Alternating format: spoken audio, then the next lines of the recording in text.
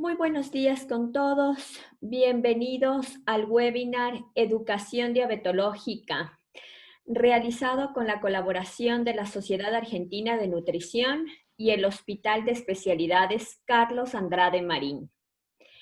La diabetes es una enfermedad metabólica crónica, epidémica, catalogada como el tercer problema mundial de salud pública por su incidencia. Alrededor de 347 millones de personas en el mundo están comprometidas con la enfermedad y más del 80% pertenecen a grupos de ingresos medios y bajos. La educación de las personas con diabetes está bien justificada y valorada cuando se cuenta con las competencias que exige el cuidar y enseñar a cuidarse, y la comprensión de que solo aquel que aprenda a alimentarse de una manera correcta podrá alcanzar una buena calidad de vida.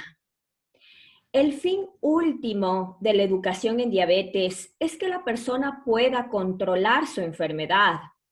Aquella debe conocer la importancia de mantener cifras normales de glucosa, siendo necesaria la comprensión, motivación, destreza y práctica para su autocuidado. La intervención educativa otorgada por profesionales de la nutrición se centra en el logro de cambios de comportamiento que definen los estilos de vida de personas con diabetes. Se revela entonces la importancia de la educación como intervención en el control metabólico del adulto.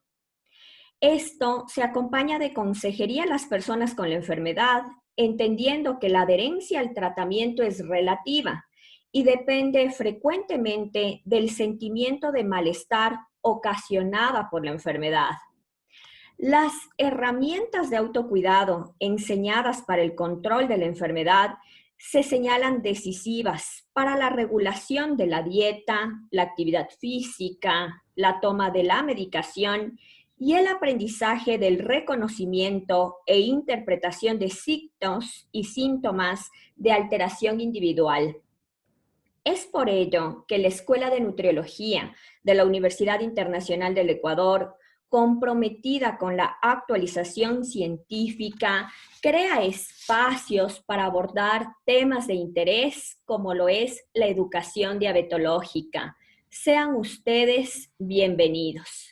Como primer punto, tenemos las palabras de bienvenida de la doctora Julieta Robles, directora de la Escuela de Nutriología.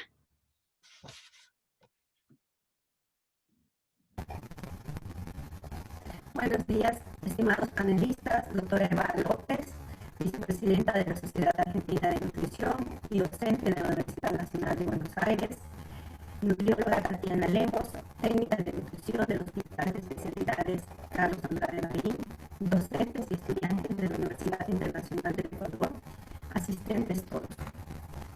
La diabetes es considerada en la actualidad una pandemia global y que afecta aproximadamente a 382 millones de personas en el mundo, sobre todo en países desarrollados, pero también actualmente en los países en vías de desarrollo. La Organización Mundial de la Salud ha proyectado que la diabetes será la séptima causa principal de muerte para el año 2030. Y esta enfermedad crónica no transmisible afecta a personas de todas las edades, sexos y razas. Y se estima que 4 millones de personas mueren al año por complicaciones relacionadas con esta enfermedad.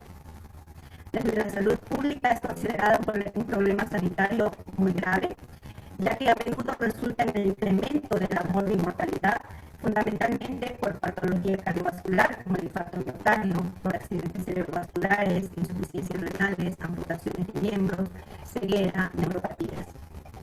Y en el Ecuador, la diabetes está afectando a la población con tasas cada vez más elevadas. Según la encuesta nacional de salud y nutrición en salud del 2012, la prevalencia de diabetes en la población de 10 a 59 años es de 1.7%, pero esta proporción va subiendo a partir de los 30 años de edad y a partir de los 50 años, 1 de cada 10 ecuatorianos presenta diabetes. Los estudios científicos han demostrado que a medida medidas simples relacionadas con el estilo de vida son eficaces para prevenir la diabetes tipo 2 o para, por lo menos, retrasar su aparición.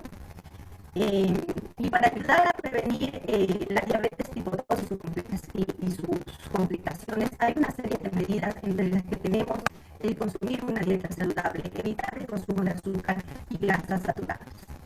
En el caso del paciente con diabetes, es de gran importancia realizar un diagnóstico temprano, el cual permitirá tratar la diabetes y evitar el retrasar sus consecuencias con dieta, educación nutricional, actividad física, medicación y exámenes periódicos para detectar y tratar sus complicaciones.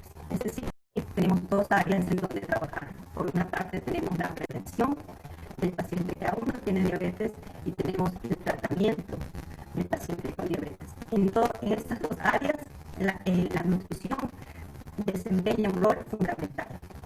La educación diabetológica es considerada uno de los soportes más importantes en el tratamiento de la diabetes mellitus.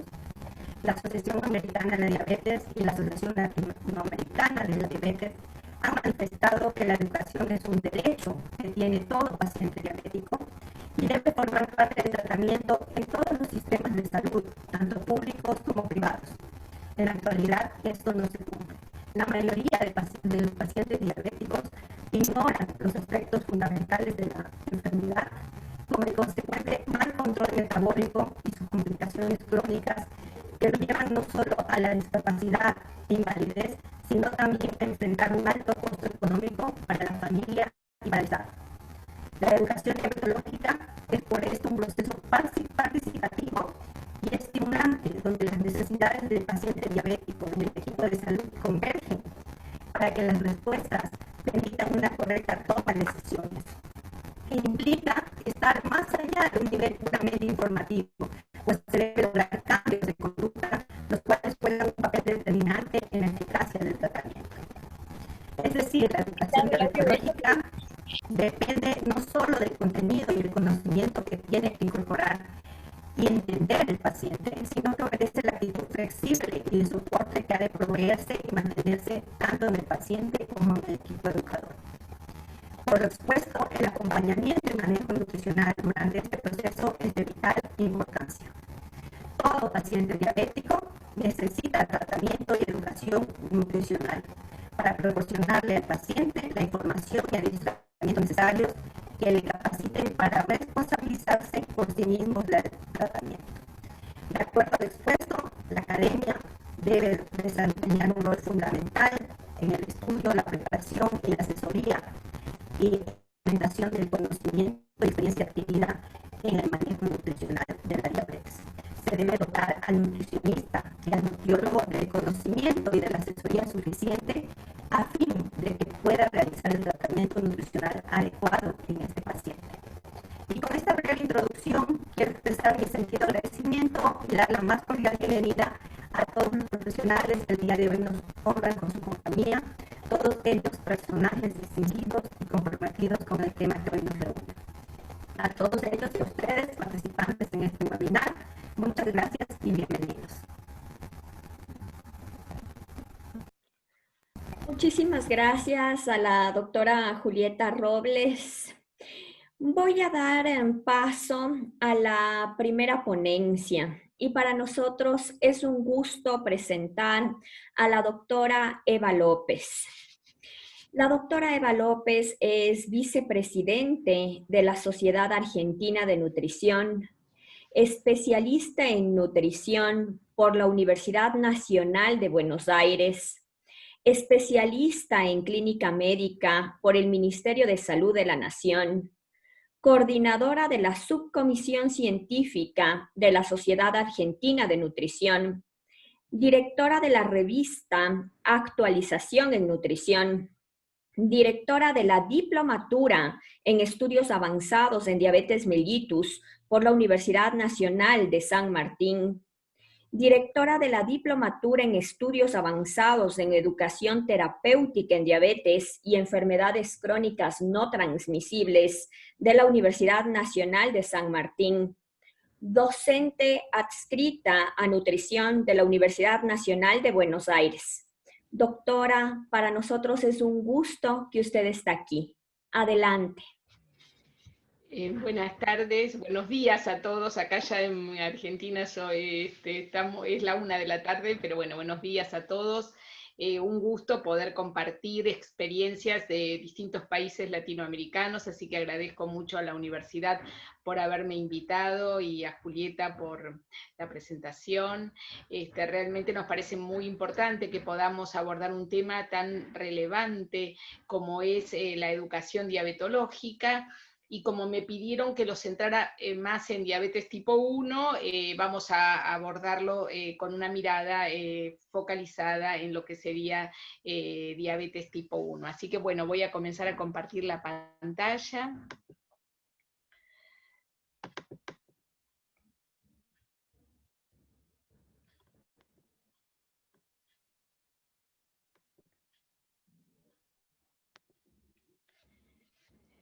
Bueno, entonces, para comenzar, me parece que esta frase de Elliot Joslin, que lo dijo hace casi 100 años, se mantiene totalmente vigente hoy. La educación no es una parte del tratamiento de la diabetes, es el tratamiento mismo.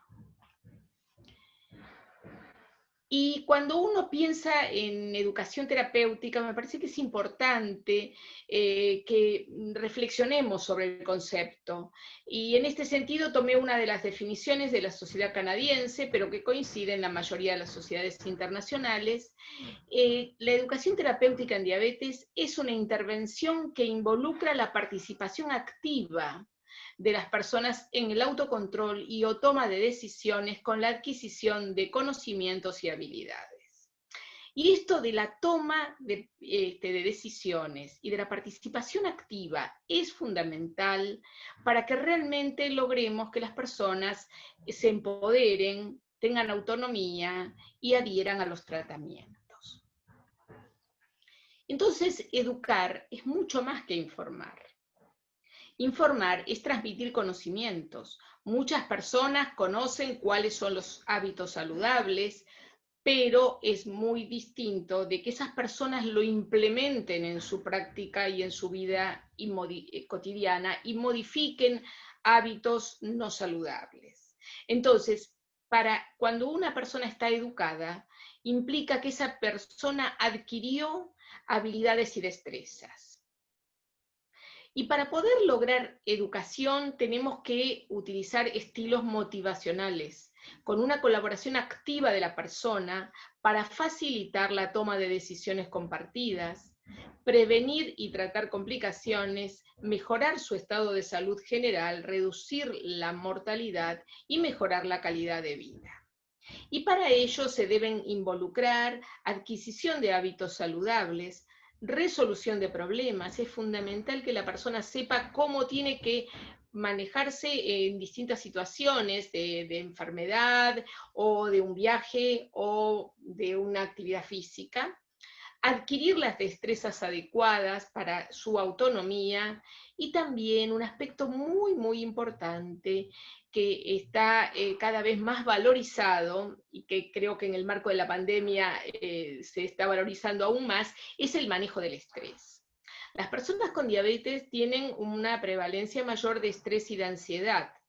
Entonces, el estrés, la ansiedad influye mucho en la forma en que comemos y cómo comemos. Y entonces también hay que incorporar dentro de lo que es educación y en la práctica clínica estrategias para poder manejar el estrés y la ansiedad.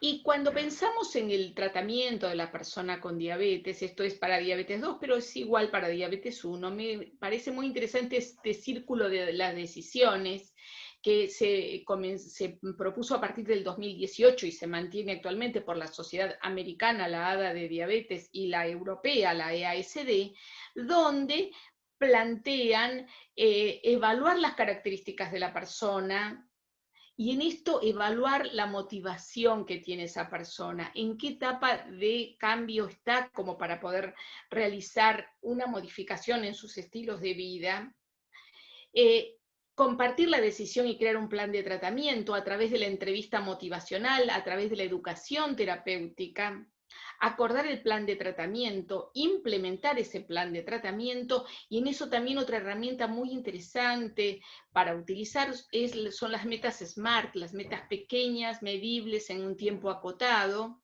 y siempre trabajando con la motivación y trabajando a través de la educación terapéutica.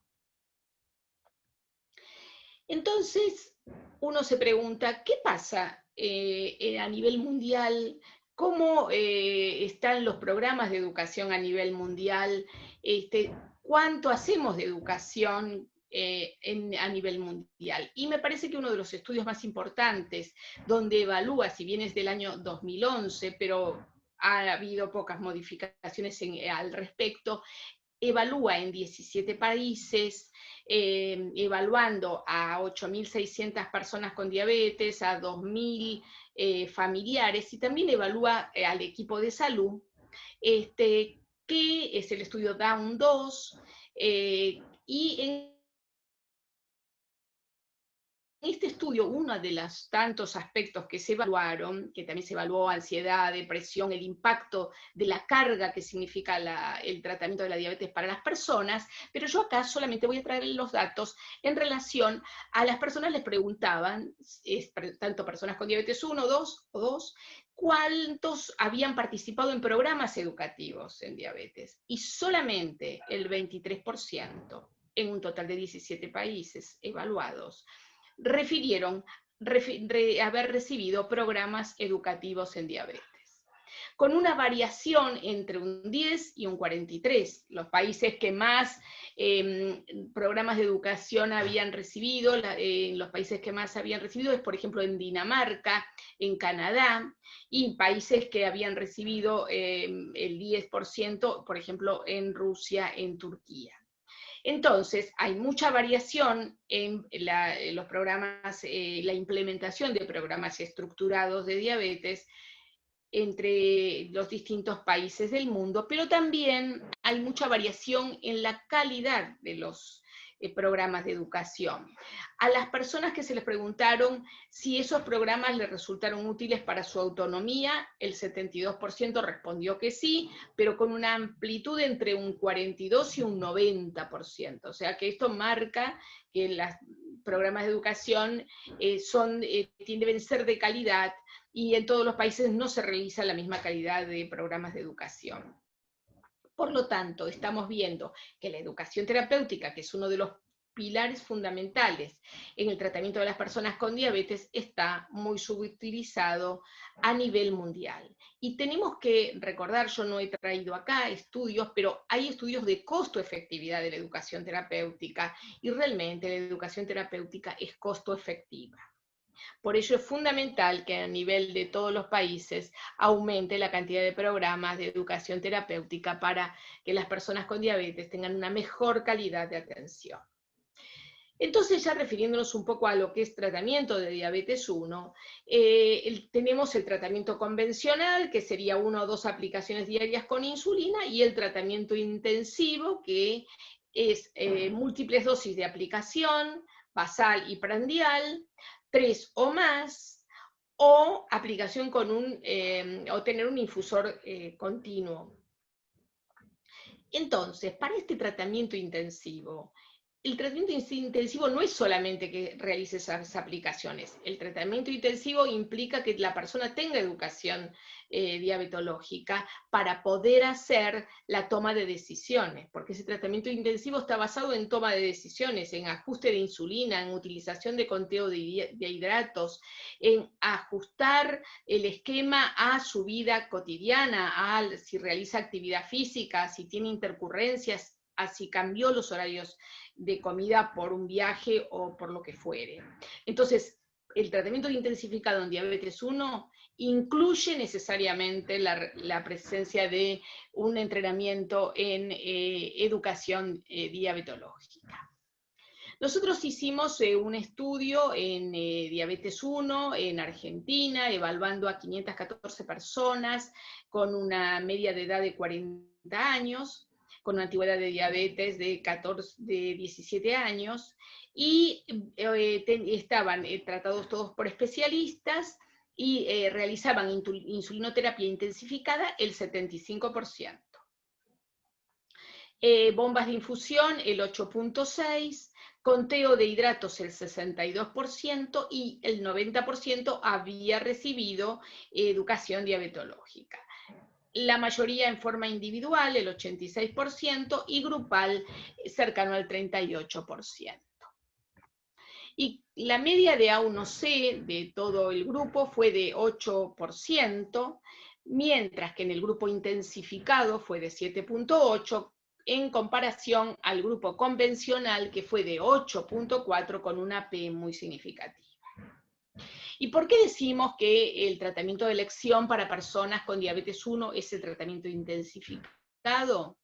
Porque el estudio DCCT, que es un estudio de la década del 90, pero que tiene un seguimiento del estudio de todas las personas que ingresaron al DCCT en lo que sería el estudio EDIC, que entonces estamos con un seguimiento a 30 años, las personas que estaban con terapia convencional frente a la intensiva tuvieron reducción de todas las complicaciones crónicas: retinopatía, neuropatía, nefropatía, microalbuminuria, y en el seguimiento a 30 años el impacto se mantiene porque también hay un efecto de memoria metabólica. Por ello, sin duda, hoy en todas las personas con diabetes 1 el tratamiento de elección es un tratamiento intensificado en el cual la educación terapéutica es fundamental para que las personas lo puedan implementar.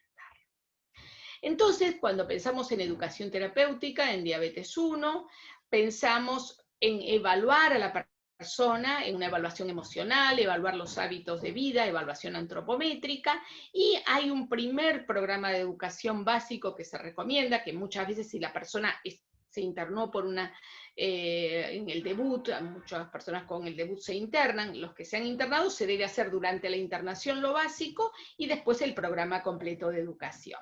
En lo básico la persona tiene que entender los componentes básicos fisiopatológicos, aprender a hacer el monitoreo, la aplicación de insulina, el conteo de hidratos, el manejo de complicaciones agudas, hipoglucemia y cetosis. Y ya en lo que sería el programa de educación completo, a posteriori, sería todo lo que incluye el tratamiento intensificado, la alimentación saludable y el conteo de hidratos, la actividad física, la prevención de complicaciones agudas y complicaciones crónicas. Un aspecto fundamental que tenemos que incluir es la resolución de problemas, como frente a posibles problemas, tiene que anticiparse y saber cómo va a actuar, y el afrontamiento saludable de la diabetes. Entonces, las 7 componentes básicos para el cuidado, para el autocuidado de las personas con diabetes, tanto diabetes 1 como diabetes 2, son la alimentación, la actividad física, el monitoreo, el manejo del tratamiento farmacológico, la resolución de problemas, la prevención de complicaciones agudas y crónicas, y cómo afrontar en forma saludable su vida con diabetes. Dentro de lo que sería el plan alimentario, y un poco refiriéndonos al enfoque más específico, deben estar incluidos todo lo que son hábitos saludables, el conteo de hidratos, el manejo de hipoglucemia, el manejo de situaciones especiales como el ejercicio, cómo se deben hacer los intercambios y las equivalencias de alimentos, el consumo responsable de alcohol. Este es un tema muy, muy importante que debe estar incluido dentro del abordaje de la alimentación. En los adolescentes realmente es un problema el consumo de alcohol, y se ve con mucha frecuencia hipoglucemias severas en fiestas o en los bailes, bueno, el tema de las previas y el alcohol, etcétera. Y uno tiene que evaluar el impacto de las medidas o del programa de educación en lo que sería el peso corporal, debe evaluar adherencia a la alimentación, y también debe evaluar si el conteo lo sabe hacer adecuadamente o no a través de presentación de situaciones problemas. Entonces, cuando pensamos en educación terapéutica podemos hacer pensar en individual o en grupal. La mayoría de las guías recomiendan que uno haga educación grupal, porque esto tiene un impacto del aprendizaje con los pares. Pero muchas veces uno puede no tener el recurso para hacer, porque no tenga el espacio o la implementado un programa grupal, uno siempre debe hacer la individual, que puede ser de refuerzo o puede ser como programa de educación. Pero cuando uno hace un programa de educación individual, tiene que haber abordado todos los temas que tiene que poder tener esa persona para su automanejo. El individual, lo que es más personalizado, permite definir mejor las necesidades de la persona, pero él no comparte entre pares, y esta experiencia del otro y el aprender de cómo otro pudo resolver un problema tiene un impacto muy diferente. En el grupal tenemos intercambio de experiencias, emulación, interacción, convivencia, y requiere menor tiempo. Y sin duda, el aprendizaje es exponencial si es entre pares. Por lo tanto, siempre que podamos, deberíamos tratar de hacer programas de educación grupal. Entonces, cuando nos referimos a educación terapéutica individual, ¿qué herramientas tenemos o cuáles son las que tienen demostrado en estudios de investigación que tienen mayor impacto? La entrevista motivacional. Hay numerosos estudios con el impacto de la entrevista motivacional en el empoderamiento y en la modificación de hábitos. Tener en cuenta las etapas del cambio y el balance decisional, porque esto nos va a marcar cómo esto es como un complemento de la entrevista motivacional. Las escalas de preparación y el utilizar las metas SMART. Entonces, en la entrevista inicial tenemos que evaluar a la persona, evaluar los hábitos alimentarios, de actividad física, si tiene otros consumo de adicciones o tabaquismo, las características del sueño, porque eso también es muy importante a tener en cuenta. Hoy con la pandemia también hay más alteraciones del ritmo circadiano y eso también impacta tanto en el ajuste del esquema de tratamiento, como también impacta en todo lo que tiene que ver con hábitos alimentarios. Los aspectos culturales y socioeconómicos, la presencia de ansiedad y depresión, porque esto va a influir también en la adquisición de habilidades y destrezas. Entonces, todos estos aspectos son los que tenemos que evaluar en esa entrevista inicial. Siempre en educación terapéutica, tanto sea individual como sea grupal, uno tiene que tener una valijita con recursos de imágenes o alimentos sintéticos o videos, o sea, imágenes que complementen lo que uno le dice a la persona, porque el aprendizaje, si uno lo refuerza entre lo que se dice y lo que ve, y que él actúe, por ejemplo, seleccionando una comida y haciendo el cálculo de hidratos, entonces en ese aprendizaje en el cual la persona participa activamente, tiene un mayor impacto en los cambios de hábitos y en las estrategias de autocuidado. Los aspectos básicos de lo que sería una entrevista motivacional son expresar empatía, crear una discrepancia, la escucha reflexiva, fomentar la autoeficacia y realizar preguntas abiertas. ¿Cómo definimos expresar empatía? Empatía es la capacidad que tenemos de saber captar y entender qué siente o piensa la otra persona y ponerse en el lugar del otro, ponerse en los zapatos del otro. ¿Y eso mediante qué estrategias lo vamos a hacer? Mediante la escucha reflexiva y mediante una actitud de aceptación. Aceptar lo que la otra persona piensa es diferente de aprobar, de darle una aprobación a eso, pero uno tiene que aceptar lo que la persona piensa. Las preguntas abiertas. Las preguntas abiertas son aquellas que implican que la persona le estamos dando como la posibilidad de que realmente exprese lo que le sucede. Las preguntas cerradas son las que son con un sí o con un no, o cortas. Esas preguntas cierran la llegada al otro. Por ejemplo, acá tenemos unos ejemplos de preguntas abiertas. ¿Qué aspectos del cuidado de su diabetes le preocupan? Si es que algo le preocupa. Entonces ya le estamos dando la posibilidad de que el otro nos vaya dando sus visión de la enfermedad o las situaciones que le están sucediendo. ¿Cómo piensa usted que está llevando su plan alimentario? Entonces, fundamental entrenarnos en preguntas abiertas. En general uno tiende mucho más a hacerlas cerradas porque es más corto el diálogo, pero siempre tenemos que estar ensayando, y esto es una dinámica que uno lo tiene que hacer todos los días, porque realmente va a cambiar la consulta con la persona que asistimos. El otro tema es la escucha reflexiva.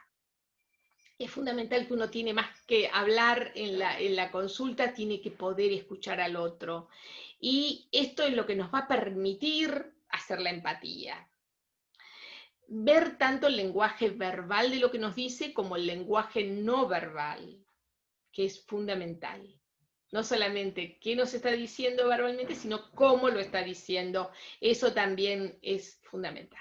Entonces uno también, para esta escucha reflexiva, uno tiene que usar el parafraseo, ¿no? Decir, si entendí bien, lo que usted quiso decir fue... Entonces ahí, porque muchas veces lo que dijo la persona no es exactamente lo que nosotros entendimos. Entonces hay que asegurarse de eso, igual que cuando uno cierra la consulta, de lo que yo le dije, qué es lo que usted entendió. Porque esto es lo que nos va a permitir que realmente haya una comunicación eficaz y no haya ruido en esa comunicación. Crear la discrepancia. ¿A qué se refiere con crear la discrepancia? Se refiere a que si la persona viene con un hábito que no es saludable, tenemos que generarle que pueda pensar y discrepar de esa conducta actual para después plantearnos qué estrategias o qué herramientas vamos a utilizar para ayudarlo a la toma de decisiones en ese cambio. Y siempre en educación terapéutica se enfatiza en lo que es fomentar la autoeficacia.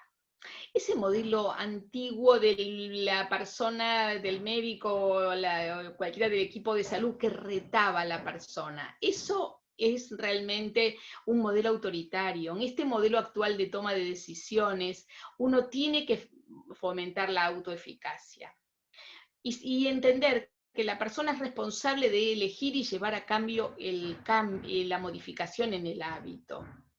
Y los profesionales tenemos que salir de un rol de expertos a un rol de facilitadores. Somos facilitadores en la elección del tratamiento y en lo que serían cambios de hábito. Entonces, ¿cuánto lleva realizar una entrevista motivacional? Hay estudios y evaluaciones donde se ve que aproximadamente en 15 minutos, si uno ya la tiene previamente pensada, uno ya tiene ensayado preguntas abiertas, la escucha, todo, porque todo esto requiere un entrenamiento. Entonces, uno inicia la conversación, siempre en todo lo que sería una entrevista o un taller es igual, siempre hay una etapa de inicio donde uno conoce al otro, donde uno se presenta, y esta presentación y conocer al otro es fundamental, en que después la persona vaya transmitiéndonos y diciéndonos realmente lo que le sucede, y si tiene una preocupación, tenemos que abordar el tema que le preocupa primero para que después pueda escuchar otros y abordar otros temas. Luego pasamos a generando las condiciones para el cambio, y en esto tenemos que pensar en qué etapa del cambio está la persona. Evaluar el balance decisional y siempre usar frases automotivadoras. Y finalmente, acordar, una vez que uno acuerda ese cambio, que la persona acordó hacer ese cambio, eso tiene que estar escrito, tomar un compromiso, decir de ahora al próximo encuentro. Por eso es que es importante que la meta sea pequeña para que lo pueda lograr y anticiparse a los obstáculos. ¿Qué dificultades puede encontrar usted en este cambio que acordamos hacer en su alimentación o en su actividad física? Y siempre resumir los conceptos, ver qué entendió la persona de lo que hablamos y plantear el encuentro siguiente. Entonces, esta entrevista es un traje a medida. Para cada persona, y va a depender de las características de la persona cómo nosotros vamos a adaptar nosotros la entrevista a la persona. ¿Y por qué planteamos que uno tiene que ver en qué etapa del cambio está la persona? Porque esto es las herramientas que nosotros vamos a utilizar para facilitar esos cambios, para ayudar en la toma de autonomía, va a depender de en qué etapa está la persona. Si está en una etapa de precontemplación, de contemplación, de preparación, de acción, de mantenimiento, o cuando las personas tienen recaída. Porque siempre tenemos que tener en cuenta que la recaída es una de las etapas de cambio y que la persona que tuvo una recaída no está igual que el que nunca hizo el cambio, porque ya tuvo estrategias y herramientas para poder hacerlo. Por lo tanto, si uno toma la recaída, ni bien deja de sostener el hábito que había modificado, es mucho más fácil volver a que la persona continúe con ese cambio que había iniciado. Entonces, en esta etapa de precontemplación, ¿qué es lo que sucede? La persona no está dispuesta a hacer ningún cambio. Entonces, por ejemplo, personas que dicen, mi padre siempre se cuidó, igual tuvo un infarto, ¿para qué voy a dejar de fumar? ¿O para qué voy a comenzar a hacer actividad física? ¿O para qué voy a modificar mi alimentación? Personas que dicen, de algo hay que morir. Estas son frases que uno escucha en el consultorio. Mi madre tiene diabetes, comió siempre lo que quiso y no le trajo ningún problema. Pídame cualquier cosa, menos dejar la sal, comer sin sal no puedo. Entonces, en esta etapa precontemplativa, yo no puedo estarle dando estrategias a la persona para que inicie un plan de acción, porque lo que tengo que hacer es darle estrategias para que pase a esta etapa de contemplación. Por eso va a ser diferente las estrategias que vamos a utilizar y por eso es importante que evaluemos cómo está la persona con relación al hábito o a lo que nosotros consideramos que sería bueno para su autocuidado, a los cuidados del pie o lo que fuere. En la etapa de contemplación, la persona ya comienza a tener dudas sobre una conducta que tiene no saludable y se plantea que podría dejar, pero todavía no quiere poner una fecha muy concreta, entonces aproximadamente en los próximos 6 meses. Entonces, ahí ya uno va trabajando con otras estrategias diferentes. Y en la etapa de preparación, donde la persona dice, sí, yo estoy dispuesta a dejar en el próximo mes de fumar, o en el próximo mes comenzar una actividad física, o ya decidí ir al turno con la nutricionista, acá ya estamos con otras estrategias, porque ya la persona está convencida que quiere hacer esa modificación. Por lo tanto, las estrategias que vamos a utilizar son distintas. Y luego, cuando la persona ya está en la fase de acción, uno tiene que trabajar para que no haya una recaída. Y el mantenimiento es más allá de los 6 meses, pero siempre los hábitos, las personas tienden a discontinuarlos y volver a los viejos hábitos. Por lo tanto, esta etapa también es muy importante para que se sostengan en el tiempo. Y como ya dijimos, la recaída, uno tiene que pensarlo, la persona lo tiene que vivir como, no como un fracaso, sino como una etapa que sucede y que el organismo y que las personas tendemos a volver a hábitos antiguos. Entonces, en este gráfico de Mafalda, adaptado de Mafalda, Quino realmente un genio, cómo nos transmite cosas cotidianas. Miren acá Mafalda, cuando está en la parte de abajo de la escalera. No lo haré, no puedo hacerlo, está en una etapa de precontemplación. Entonces tenemos que ver cómo hacemos para que Mafalda quiera hacerlo. Entonces, una vez que quiera hacerlo, ¿cómo lo puede hacer? ¿Cómo lo va a hacer? Y ya como en la etapa de acción lo haré, pero miren si lo logró.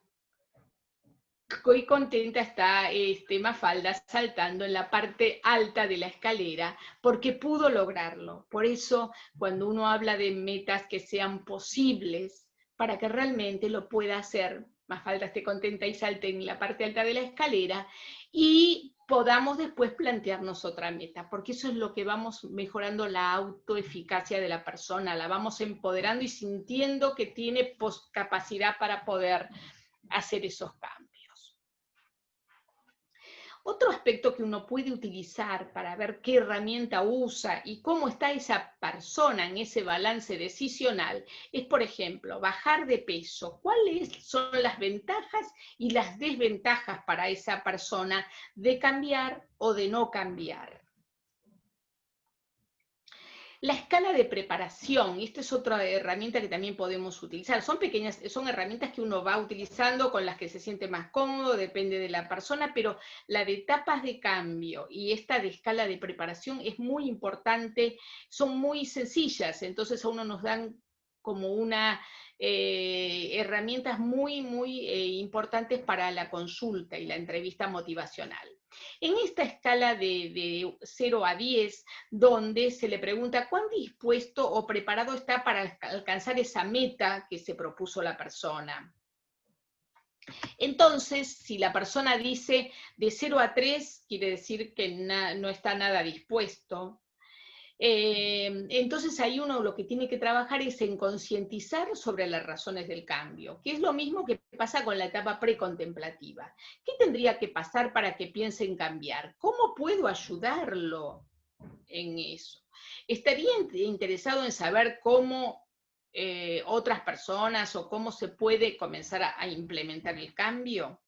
Cuando en este balance decisional contesta en un puntaje de 4 a 6, está inseguro sobre el cambio, entonces está en esta etapa de ambivalencia, entonces hay que trabajar más sobre este balance decisional de las ventajas de cambiar con respecto a las desventajas sobre cambiar. Y cuando es 7 o más está muy dispuesto, entonces ahí uno lo que ya sería la etapa, como la persona que está también en la etapa de preparación, ya ahí hay que trabajar con un plan de acción realista y poner ya las metas específicas para que comience a implementarlas. Entonces, este concepto de metas SMART. Las metas SMART, que son metas específicas, medibles, alcanzables, realistas y en un tiempo pautado, son fundamentales. ¿Se acuerdan que en el gráfico que les mostré antes de la sociedad americana y europea lo plantean como una de las estrategias que uno debe utilizar? ¿Por qué? Porque estas metas que son posibles, ¿y cómo sabemos que son posibles? Y porque hay estudios poblacionales que muestran, como el DPP, que es el estudio de prevención de diabetes 2, que muestran que bajando 500 calorías en una persona que tiene sobrepeso o obesidad, vamos a tener un impacto en reducción de peso. Nosotros sabemos que con bajar el 5% del peso, eso ya tiene un impacto muy importante en, en todo lo que sería enfermedades asociadas a sobrepeso o obesidad. Entonces la persona muchas veces bueno, quiero bajar 20 kilos, y sabemos que eso es muy difícil, pero sí sabemos que es posible bajar 5. Entonces, este es el tema. Nosotros tenemos que ayudarlo a poner metas que sean posibles, porque eso va a hacer que la persona se vaya empoderando, y luego podemos ir planteándonos otra meta, pero empecemos con aspectos sencillos, como por ejemplo en alguien que consume habitualmente gaseosas azucaradas, ver si está dispuesto a sacarlo todos los días, o si algún día de la semana al principio lo mantiene, o sea, cómo vamos ayudándolo teniendo una anamnesis alimentaria, en cuáles son los hábitos más nocivos que tiene y cuáles serían como los que él tiene como más fáciles de dejar dentro de esos. Entonces elige el que le sea primero más sencillo de dejar. Si es más sencillo dejar de comer snack todos los días, y bueno, comenzamos con ese. Entonces esto va haciendo que la persona se vaya empoderando y teniendo una sensación de autoeficacia. Entonces esta entrevista está basada en el modelo biopsicosocial, que ayuda a la reflexión, que estimula la motivación para pasar a la acción, que actúa colaborando con la persona y que es progresiva. Eso también es fundamental, es progresiva y que favorece el posicionamiento, la autonomía, que es facilitador del cambio para el autocuidado. Esta entrevista entonces tiene que estar adaptada a las necesidades, adaptada al nivel de educación y de conocimiento de las personas, respetando los patrones culturales y teniendo en cuenta lo socioeconómico. Tener en claro cuál es el propósito y cambio que queremos que se produzca, planificar la entrevista con alguna técnica que ayude a la comprensión, y en esto las imágenes realmente ayudan mucho, y siempre medir y evaluar si la meta que se propuso en una entrevista, a la entrevista siguiente hay que ver qué es lo que sucedió con eso. Si la persona no pudo lograr la meta, entonces empezamos con qué dificultades tuvo, cómo podemos resolver esas dificultades, ayudándolo y trabajando en conjunto. Y esto cuando es en talleres, una persona le da al otro estrategias. Entonces esas estrategias se escuchan y se recepcionan mucho mejor que desde el equipo de salud. Por eso es que los talleres tienen tanto eficacia. Entonces, pasando ahora a lo que sería el otro modelo para la otra estrategia para educación, que sería la grupal, donde dijimos que es exponencial si es entre pares, y esta frase de Confucio, que tiene siglos, me parece que también es importante que la reflexionemos. Si lo oigo, olvido. Si lo veo, entiendo. Y si lo hago, aprendo. Es un poco esto que veníamos hablando. La persona que hace, que tiene los alimentos o tiene en cartas con foto alimentos, arma el menú, hace el conteo o arma un plato saludable, cuando lo está haciendo lo comprende y el aprendizaje es mucho mayor que si yo lo dije o si le mostré yo el plato saludable. Si la misma persona pudo con los alimentos armar ese plato saludable, eso va a tener mucho mayor impacto. Fundamental en educación grupal que uno tiene que tener las herramientas preparadas, los talleres tienen que armarse y estar preparados previamente, para eso la valijita de herramientas y del educador son fundamentales. Plantear los objetivos del taller, el objetivo debe estar respondiendo a la pregunta del para qué es este taller, las metas, que es qué conducta quiero alcanzar en ese taller, y deben ser concretas y después se deben evaluar si uno lo logró en el taller. Por ejemplo, que al finalizar un programa de educación, las personas que están con sobrepeso u obesidad del 60% reduzca el 5% del peso corporal. Eso es una meta que uno puede plantearse después de un programa estructurado de educación. Como dijimos, tanto los talleres como la entrevista deben tener estas 3 etapas que son bien claras: el inicio, el desarrollo y el cierre. En el inicio siempre van a estar estas actividades que se llaman de rompehielo, que puede ser, si es el primer taller, en una presentación; si es el segundo, pueden hacerse con algún juego donde ya uno en el mismo juego los va distribuyendo en grupos. La etapa de desarrollo, que tiene que ver con el tema y el objetivo de ese taller y las metas que nos propusimos de ese taller. Importante secuenciar la información, adaptarlas al nivel del grupo.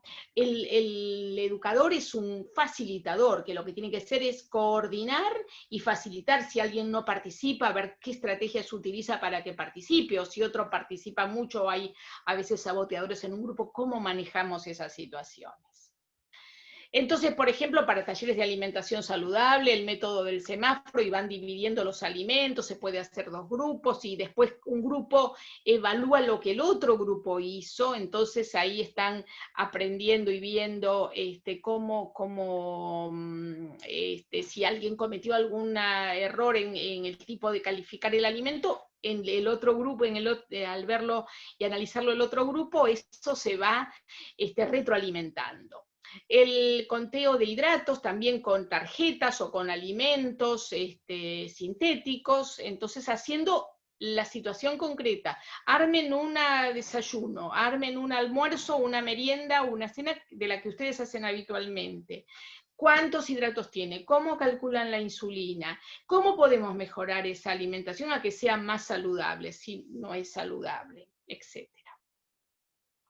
Y luego el cierre, en el cual se repiten los conceptos más importantes, se programa el próximo encuentro, y siempre en el cierre es importante hacer alguna actividad lúdica, puede ser un baile, puede ser un ejercicio de relajación, puede ser un juego, pero es cerrar con algo que las personas los pone contentos, y realmente eso tiene un impacto en que la persona se vaya contenta del taller y quiera volver al taller siguiente, y a su vez hacemos algo muchas veces motor o de relajación, que también es un aprendizaje. Nosotros hicimos un programa de educación con evaluación en 150 personas con diabetes 2, que se llama Motivados para Vivir Mejor, donde trabajamos mucho todo lo que son estilos de vida saludables. Y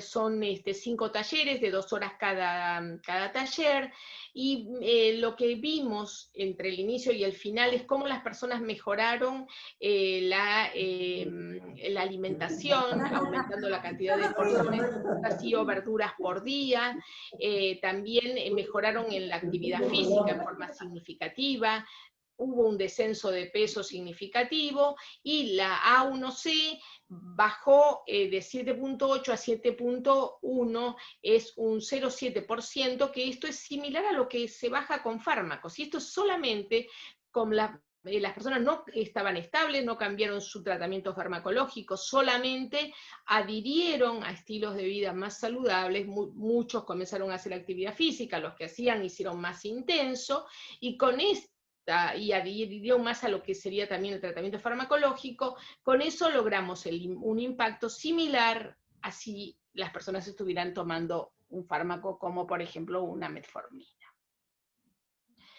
Y también evaluamos el impacto en calidad de vida a través de la percepción de salud, de la autopercepción de salud.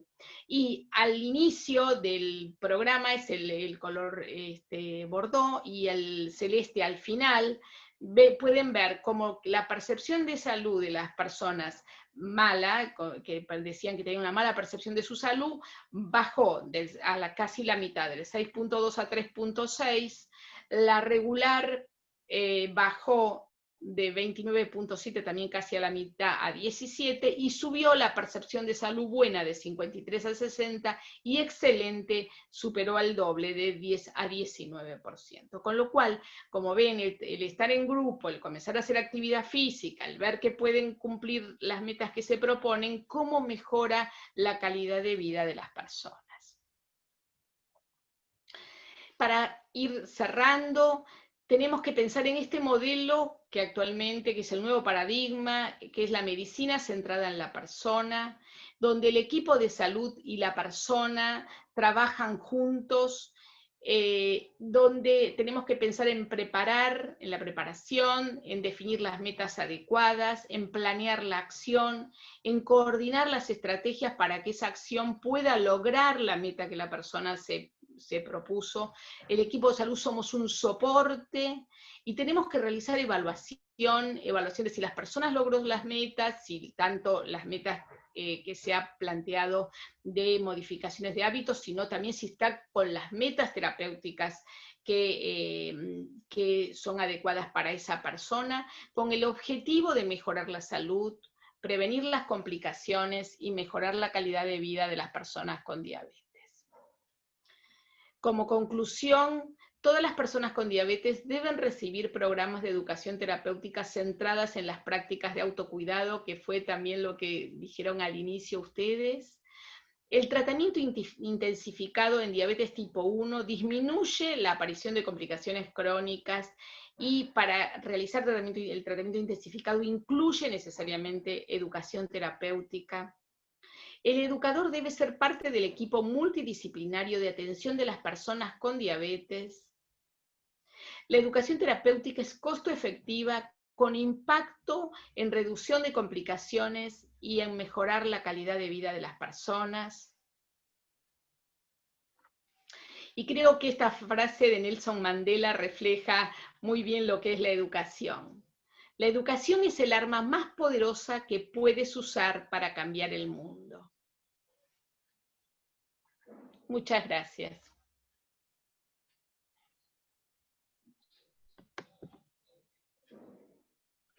Muchísimas gracias, doctora, por su intervención. Vamos, aquí tenemos ya algunas preguntas por parte de los participantes. Nos consultan, en una persona de la tercera edad, recién diagnosticada con diabetes mellitus tipo 2, ¿cómo se podría lograr una adherencia al plan nutricional, al igual que cómo sería la mejor forma de darle una consejería nutricional? ¿Qué nos dice, doctora? Bueno, en las personas adultas mayores es importante, por un lado, que uno evalúe la función cognitiva de esa persona, porque tenemos que tener en cuenta que las personas con diabetes tienen un mayor riesgo de demencia, tanto vascular como demencias Alzheimer, y de deterioros cognitivos. Entonces, primero hay que ver cómo es el estado funcional de esa persona y el estado cognitivo de esa persona, para poder hacer el abordaje. Pero supongamos que es una persona adulta mayor y funcionalmente independiente, ahí vamos a ver primero si la persona tiene sobrepeso u obesidad o si la persona no lo tiene. En general, en personas con diabetes 2 tienen sobrepeso u obesidad. Entonces, en base a eso, uno va a usar a través de la entrevista motivacional, evaluando una anamnesis alimentaria, de su vida, puede ser de 3-4 días, de una semana, y con eso uno va a ver qué patrones son los que tiene alimentarios que uno considera más nocivos, y en base a eso va a comenzar con la persona planteándole la modificación que tiene que acordar la persona de cuáles serían las pautas alimentarias más importantes para modificar. Muy bien, muchísimas gracias, doctora. Tenemos otra pregunta. ¿Usted, en su opinión personal, cree que los 15 minutos podría ser un tiempo suficiente para llevar a cabo una buena entrevista motivacional? Sí, yo considero que entre 15 y 20 minutos es adecuado.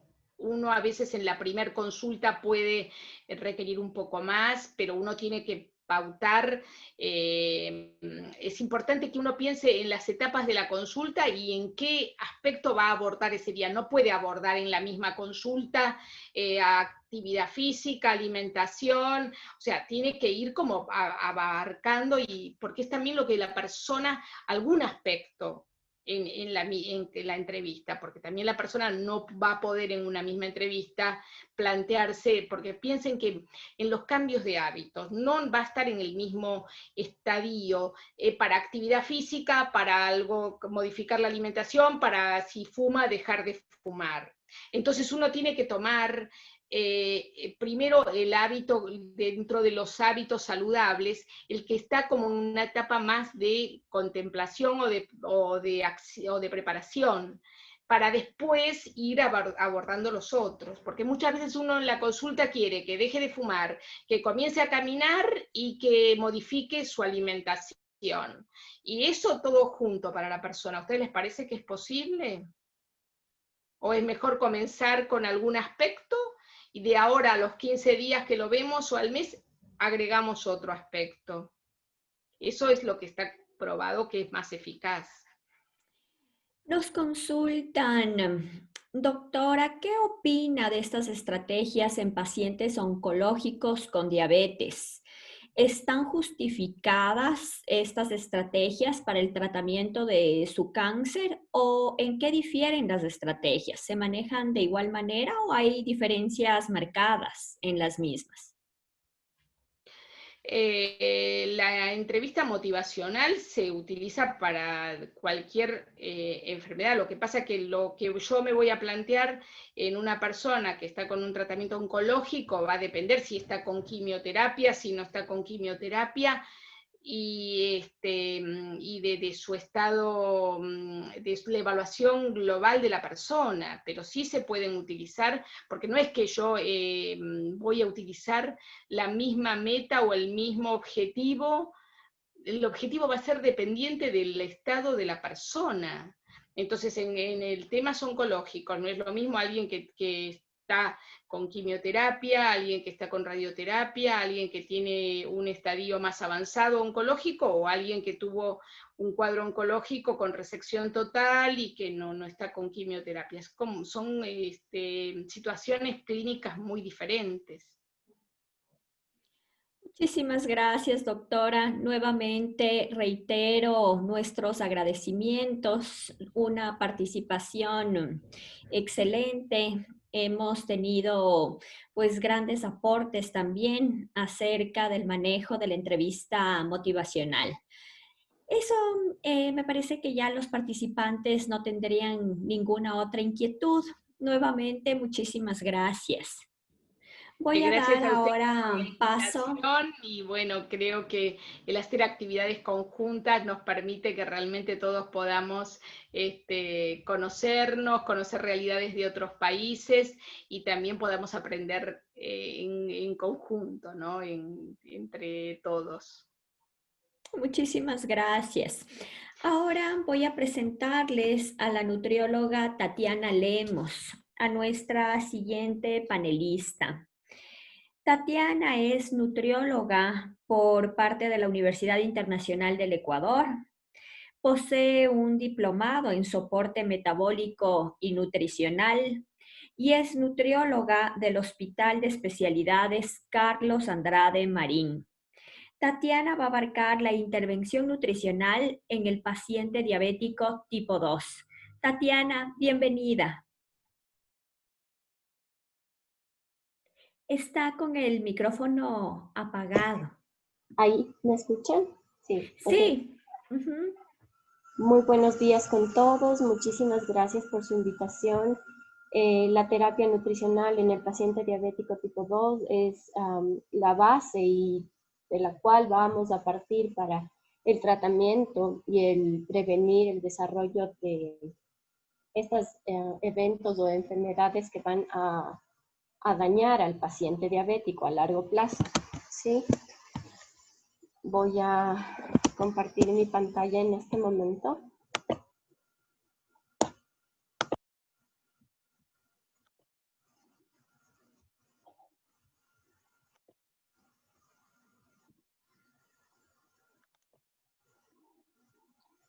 Y bueno, como lo dijo Cari, soy nutrióloga en el Hospital de Especialidades Carlos Andrade Marín. El trabajar en este hospital me ha permitido conocer más de cómo es la realidad de los pacientes a nivel de toda la población. ¿Sí? Empezamos con una definición en donde tenemos que es un desorden metabólico de múltiples etiologías caracterizado por una hiperglucemia crónica con disturbios en el metabolismo de los carbohidratos, grasas y proteínas, y que resulta de defectos en la secreción o en la acción de la insulina. Hay una definición de la Asociación Latinoamericana de Diabetes que la describe por completo. Como ya hemos hablado, la epidemiología de la diabetes va en aumento, sí, es un aumento alarmante, ya que se prevé que va a... Permítanme un momento, tengo un problema acá. Ya. se prevé que, se prevé que para el 2045 va a incrementar a un 51% la prevalencia a nivel mundial, siendo sorprendente en países como África, que puede elevarse en un 143%, y en la parte en donde nosotros nos ubicamos, que es South and Central America, que van a elevarse hasta un 55% ya para este año. En sí, la diabetes, aparte de causar un impacto en la persona y en su ámbito familiar, también tiene un impacto económico, tanto en la economía familiar y también en el coste sanitario de nuestro país.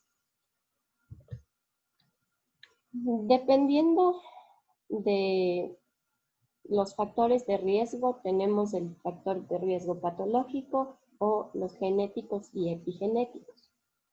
Dentro de los genéticos, vivir en zonas rurales o de difícil acceso, tener pacientes con una baja escolaridad y también el tener un alto riesgo étnico o antecedentes familiares de primer grado van a predisponer a la persona a generar diabetes, ¿sí?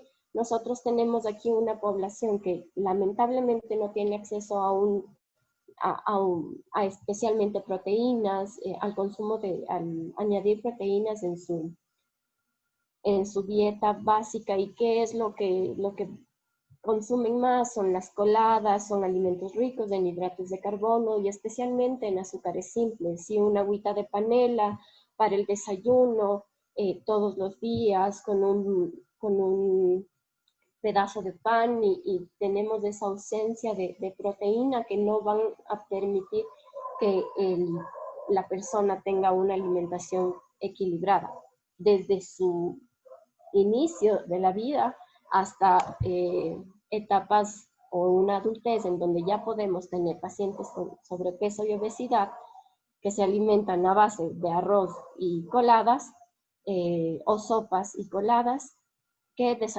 lleguen a desarrollar diabetes tipo 2. Por otra parte, tenemos los factores de riesgo patológicos, en donde tenemos, y ya hay una gran incidencia en mujeres con síndrome de ovario poliquístico que desarrollan en sí una resistencia a la insulina. Así que tal vez en la consulta ginecológica le dijeron, sí, es ovario poliquístico, usted tiene que tomar ciertas píldoras, con eso controla, pero no vamos más allá de cuáles son las repercusiones o el efecto en el metabolismo de esta paciente, ¿sí? El sedentarismo, que causa ya un incremento del IMC mayor a 25 kilogramos por metro cuadrado en adultos, un perímetro abdominal mayor a 80 centímetros en hombres y 90 centímetros en mujeres, antecedentes de diabetes mellitus gestacional, y a estos niños que nacen con bajo peso al nacer o ya tienen una macrosomía fetal, ¿sí? En los pacientes que tienen hipertensión, que tienen una tensión arterial mayor a 140/90, a pesar de tener una terapia instaurada, tener triglicéridos mayor o igual a 250 miligramos sobre decilitro, o un HDL menor a 35 miligramos sobre decilitro, o tener ya la acantosis nigricans, que es la resistencia a la insulina per se. Tenemos diferentes tipos de diabetes. La diabetes tipo 1, que ya hay una destrucción de las células beta del páncreas, lo que provoca una carencia en la producción de insulina. La diabetes tipo 2, en donde ya hay un déficit de la secreción de insulina, pero de manera progresiva, debido a la resistencia de la misma insulina. La diabetes gestacional, en donde tenemos una alteración del metabolismo de la glucosa detectado durante el embarazo en el segundo o tercer trimestre en mujeres sin antecedentes de diabetes. Y otros tipos de diabetes que pueden ser mediadas por defectos genéticos de la función de la célula beta, que se encuentra en la diabetes tipo MODY, que es la que se desarrolla en las etapas tempranas de la maduración de los adolescentes. También defectos genéticos en la acción de la insulina, que puede ser una resistencia a la insulina tipo A o en el síndrome de Rabson-Mendel, o la diabetes lipoatrófica. En las enfermedades del páncreas exócrino, que puede ser en la pancreatitis o trauma del páncreas o una neoplasia pancreática, una fibrosis quística o hemacromatosis, ¿sí? Inducida por drogas o químicos, que puede ser mediada por los glucocorticoides, que es lo que más encontramos a nivel hospitalario, o también relacionada con el efecto de las hormonas tiroides. ¿Sí? Formas poco comunes de la diabetes mediadas inmunológicamente, lo encontramos en varios síndromes, especialmente en el de Steedman, o en aquellos síndromes en donde hay un defecto en los anticuerpos contra receptores de insulina. Otros síndromes genéticos en donde vamos a encontrar hiperglicemia son el síndrome de Down, Klinefelter, Turner, Wolfram y otros, ¿sí? Nos vamos a enfocar en la diabetes tipo 2. No olvidemos que tienen 3 fases, una fase de normoglicemia, otra de hiperglicemia y la fase 3 en donde ya tenemos los rangos marcados de la diabetes. En la normoglicemia, como su nombre dice, podemos tener una glicemia normal, pero ya hay procesos fisiopatológicos de diabetes. Es decir, vamos a encontrar una alteración potencial o previa a la tolerancia a la glucosa, ¿sí? En la parte en la fase 2 tenemos ya una hiperglicemia postprandial. Entonces, tenemos una insulinoresistencia marcada a nivel de tejidos periféricos, ¿sí? No hay esa utilización de glucosa. Y vamos a tener una sobreproducción de insulina que no va a controlar la homeostasis de la glucosa. Y mientras más producción de insulina tengamos, más estímulo que produzca insulina, es aquí donde ya se marca más el riesgo cardiovascular, ¿sí? Porque a mayor insulina en torrente sanguíneo, aumenta la presión de las arterias, ¿sí? Entonces, aquí vamos a regular glucosa y también presión arterial. Rangos marcados de diabetes, ya hay un déficit de la función de las células beta del páncreas asociadas a una apoptosis por glucotoxicidad y lipotoxicidad, y tenemos una hiperglicemia en ayunas, ¿sí? En la fase 2 no hay hiperglicemia en ayunas, sino netamente postprandial. Y en la fase 3 ya tenemos un... Aparte de tener conocimiento, tener experiencia para tener. Bueno, tenemos cuáles son los efectos de la hiperglicemia. Nosotros tenemos el famoso octeto omioso, ¿sí? En donde vemos como la fisiopatología en sí.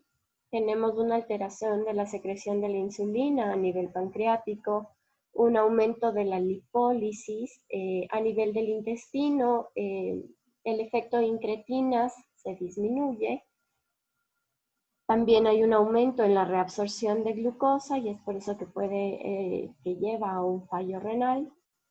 Hay una disminución de la captación de glucosa a nivel de los miocitos, una disfunción de los neurotransmisores, lo que, como dijo la doctora, eleva al paciente diabético el riesgo de tener una enfermedad neurodegenerativa como Alzheimer. Tenemos también un aumento de la producción de la glucosa hepática y aumento en la secreción de la glucosa también. Y y también del glucagón. Entonces tenemos aquí dos tipos de pacientes, ¿sí? Un paciente delgado que no tiene una disfunción de la célula beta, pero sí puede tener una resistencia a la insulina porque vemos que aquí hay poco músculo desarrollado, ¿sí? Entonces por ahí tendríamos una disminución en la captación de glucosa a nivel del miocito. Y tenemos el paciente gordito, y ya en una obesidad en donde la disfunción de la célula beta está empezando, pero ya tiene una resistencia a la insulina marcada. Entonces, para cada tipo de paciente, el tratamiento nutricional va a ser diferente. Según las guías americanas de diabetes y la Asociación Latinoamericana de Diabetes, tenemos los criterios diagnósticos de diabetes. Los síntomas que conocemos ya, como la poliuria, polidipsia, polifagia y la pérdida de peso, más una glicemia casual mayor o igual a 200 miligramos sobre decilitro. Paciente que llegó a la consulta, que se está tratando por un sobrepeso. Llega a la consulta, tiene estos síntomas y vemos, bueno, en el hospital se puede acceder a ver cómo van los chequeos y a nivel de la analítica hemática y podemos tener en cuenta si es que se le ha tomado o no una medición de glucosa a cualquier hora del día, no específicamente en ayunas, ¿sí? Cuando ya tenemos al paciente con una hiperglicemia casual, se procede a hacer una glicemia en ayunas, en donde tenemos ya cifras mayores a 126 miligramos sobre decilitro, siempre y cuando esté dentro de las 8 horas de ayuno, ¿sí? La otra es la curva de tolerancia a la glucosa, en donde tenemos una carga de 70 gramos de glucosa y después de 2 horas vemos cómo va esa curva. Sí, si sobrepasa los 200 miligramos sobre decilitro, después de esas 2 horas ya es una diabetes per se. Y la hemoglobina glicosilada, tenemos, si en el control tiene ya más de 6.5%, es una diabetes, y una prediabetes de 5.7 a 6.4. Si tenemos un paciente con sobrepeso o obesidad que ya presente una hemoglobina glicosilada de 5.7, ya tenemos que empezar con terapia nutricional, educación nutricional para control de glicemia, ¿sí? Dentro de las consideraciones de la parte nutricional tenemos el tratamiento farmacológico. Recordemos que tenemos diferentes tipos de fármacos en donde el médico puede elegir entre inhibidores de DPP4 que van a incrementar la secreción de insulina, disminuir la secreción de glucagón y así hacer que el GLP-1 se quede más tiempo en sangre, lo cual va a garantizar este mecanismo de acción. Tenemos los efectos secundarios de estos inhibidores, serían las artralgias y la pancreatitis aguda. Sí, tenemos varios nombres como la linagliptina, saclagliptina, vildagliptina. Inhibidores de SGLT2 que van a incrementar la secreción urinaria a la glucosa, pero lamentablemente uno de los efectos secundarios son las infecciones urinarias y el aumento transitorio de la creatinina, como es el caso del limepinde y la glibenclamida. Inhibidores de la alfa-glucosidasa que retrasan en sí la absorción de carbohidratos en el intestino, pero al iniciar su terapia con este tipo de fármacos empiezan a quejarse de meteorismo o diarrea. como son la acarbosa y el miglitol. Los agonistas de receptores de GLP-1 que incrementan la secreción de insulina, disminuyen la secreción de glucagón e incrementan una saciedad promoviendo el vaciamiento gástrico lento. Entonces no va a haber el paso de glucosa a sangre tan rápido y pueden mantener un mejor control. Sin embargo, como efectos secundarios tenemos la náusea, vómito y también diarrea. Los nombres de los fármacos son el dulaglutide, albiglutide, exenatide, liraglutide. Las biguanidas, que también son que es el uso estrella para cuando los pacientes empiezan con un debut diabético, disminuye la gluconeogénesis hepática, mejora la absorción de glucosa en el muslo, pero sí puede llevar a una diarrea, náuseas y a largo plazo un déficit de vitamina B12. ¿Sí? Entonces aquí tenemos a la metformina. Las tiazonildinejonas incrementan la absorción de glucosa en el músculo y también el tejido adiposo. Los efectos secundarios es que pueden producir un aumento de peso, una retención de líquidos y una anemia, como es el caso del proglitazone y rosiglitazone.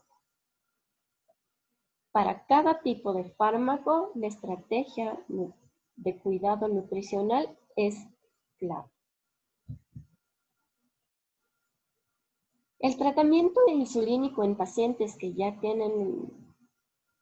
necesitan de este tipo de terapia puede ser con diferentes tipos de insulina. La ultra rápida o la prandial tiene una indicación de administración de 0 a 15 minutos antes de las comidas, ¿sí? Porque tiene un tiempo de latencia de 10 a 15 minutos, con un efecto de la intensidad a 1 hora de su administración y una duración de 3 a 5 horas.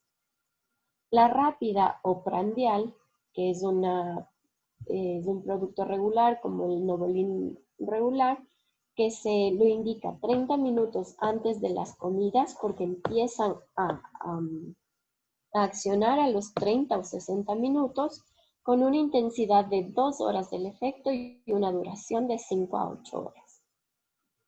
Basal de acción intermedia, que es la NPH o la humana, ¿sí? Esta no se inyecta con las comidas, tiene un tiempo de activación en sí de 1 a 2 horas y una intensidad del efecto de 4 a 12 horas, con una duración de 12 a 16.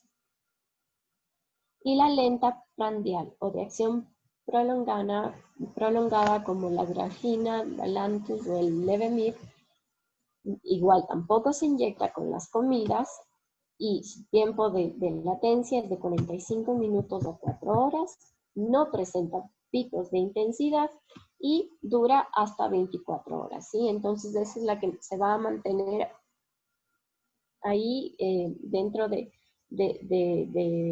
rango de efectos durante todo el día. Como les dije, para cada tipo de insulina, un tratamiento. Para cada tipo de tratamiento farmacológico también viene el tratamiento nutricional.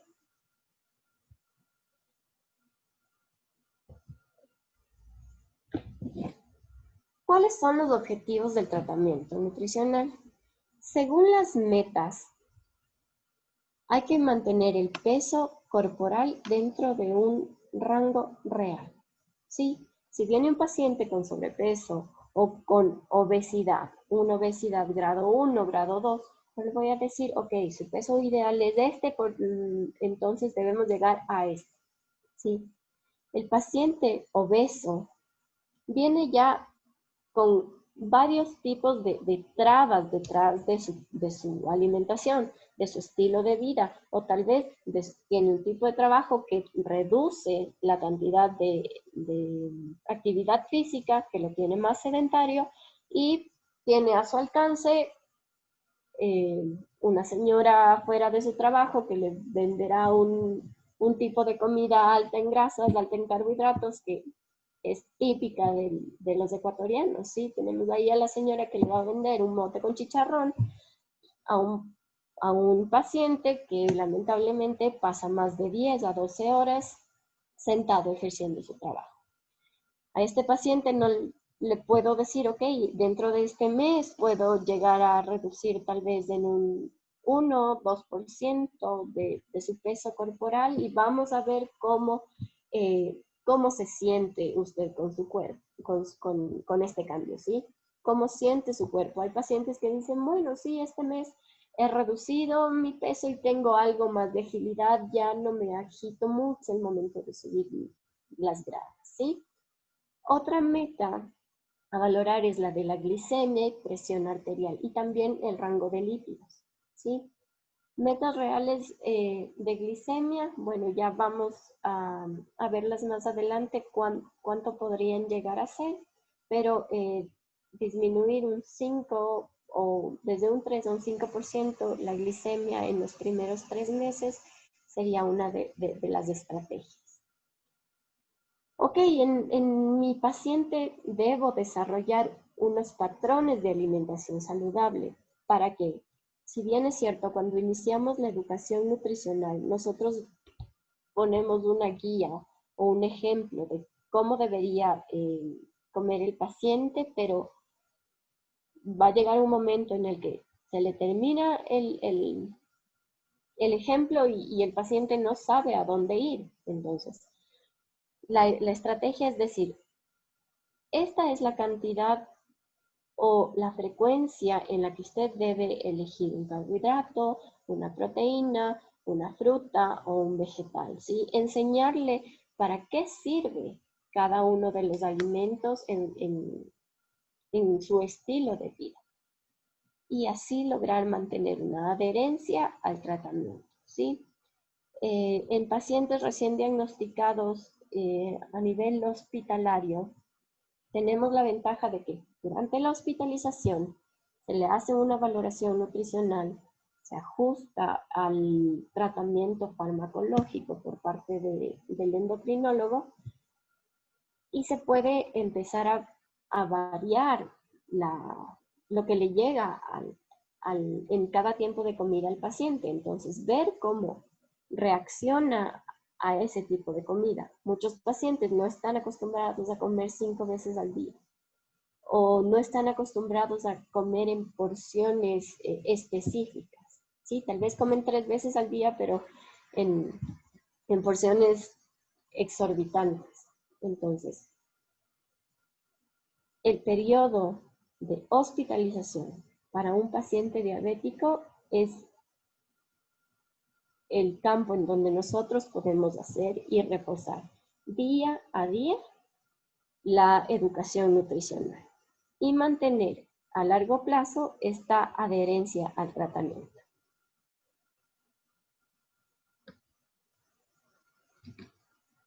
Entonces, parámetros a medir y meta a alcanzar. Como dije, la glicemia en cuanto a la hemoglobina glicosilada, disminuir a menos del 7% sería una meta. La glicemia preprandial entre 70 y 130 miligramos sobre decilitro y la glicemia postprandial menos a 180 miligramos sobre decilitro. Esto es en un paciente saludable. En los pacientes diabéticos tipo 2 en fase crítica, bueno, ya hay otro tipo de mecanismos que intervienen en donde puede oscilar entre 140 a 180 miligramos de decilitro como un rango aceptable de la glicemia. En la parte de los antropométricos, el perímetro abdominal, una meta menor a 94 centímetros en hombres y 90 centímetros en mujeres, se puede dar como la meta número 1 o 2 a alcanzar, en donde ya el paciente siente y observa y se siente bien de haber reducido ese perímetro abdominal. Igualmente, el IMC mantenerlo entre 18 a 25 kilogramos sobre metro cuadrado, y en sobrepeso y obesidad disminuir entre el 5 al 7%. Los lípidos, LDL menos a 100 miligramos sobre decilitro, o incluso puede ser menos a 70 miligramos sobre decilitro. Los triglicéridos menor a 150 miligramos sobre decilitro, y aquí es el HDL mayor a 50 miligramos sobre decilitro. Presión arterial, también un parámetro muy importante a medir. La sistólica, que puede 30 milímetros de mercurio, y la diastólica menor a 80 milímetros de mercurio.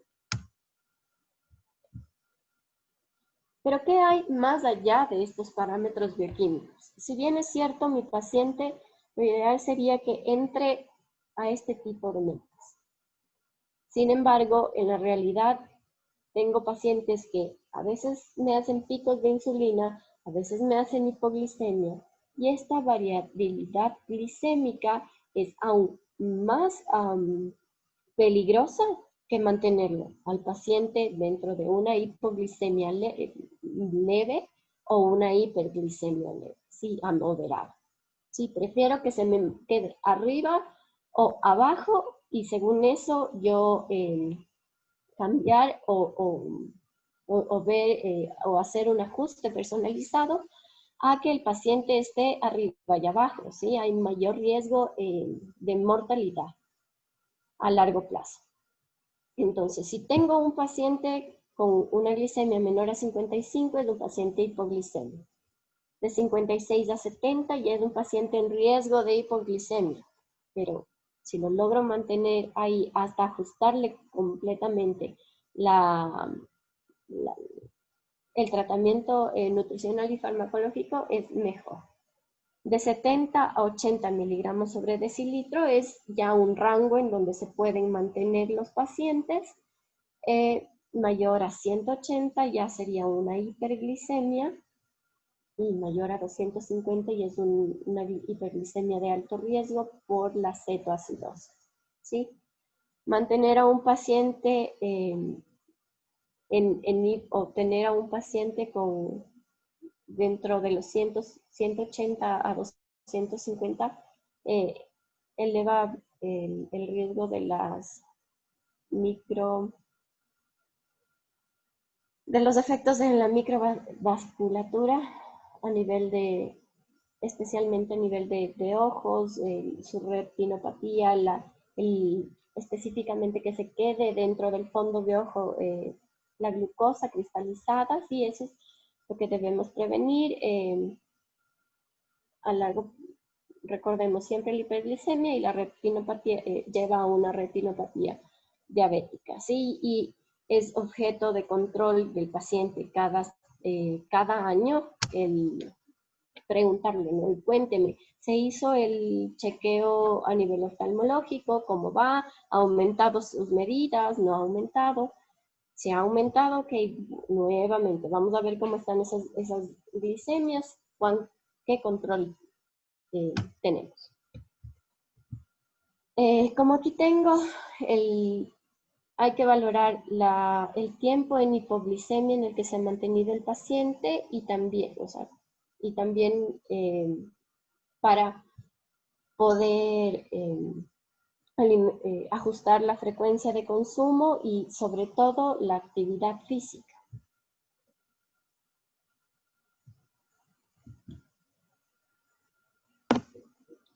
Tenemos aquí una revisión de las guías de la ADA y ALAD del 2019 y 2020 respectivamente, en donde nos dice que si el paciente se encuentra dentro de un sobrepeso u obesidad, el déficit calórico de 500 a 750 kilocalorías diarias van a llevar a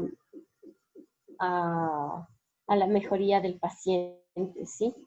Pero no recomiendan dietas muy bajas en calorías y tampoco en carbohidratos, sino deberíamos dar menos de 180 gramos de carbohidratos en todo el día. La Asociación Latinoamericana de Diabetes dice que en pacientes con un IMC, hombres mayor a 37 y mujeres mayor a 43, lo ideal sería una dieta de 1500 calorías o disminuir más o menos 800 kilocalorías diarias. En IMC superiores, las dietas hipocalóricas se deberían regir entre 1500 a 1800 kilocalorías al día, pero en sí, las dos recomiendan que un déficit calórico que genere una pérdida de al menos el 5% de peso en los primeros 3 meses ya está bien para llegar a una pérdida del 10% en el primer año de tratamiento, ¿sí? Tenemos la CDA y la Asociación Europea del Estudio de Diabetes, que nos dice que el requerimiento de carbohidratos debe oscilar entre el 45 al 60% del requerimiento calórico total, y las guías ADA y ALAD, con un nivel de evidencia A, dice que mantener un control de carbohidratos promueve el control glicémico. También que este tipo de carbohidratos debe ser carbohidratos complejos, almidones resistentes, fibra, verduras, frutas, lácteos.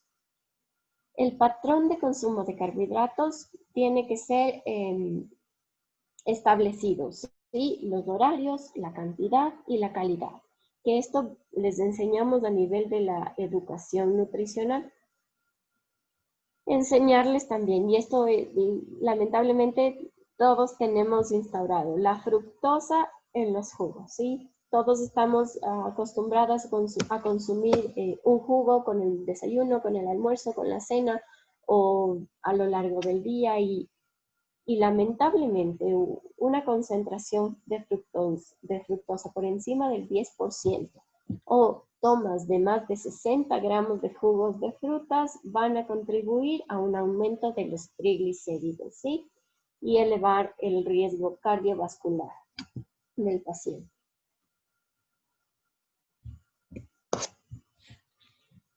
Dentro de los carbohidratos tenemos que considerar el índice glicémico, que es la capacidad de un alimento para elevar el nivel de azúcar en la sangre.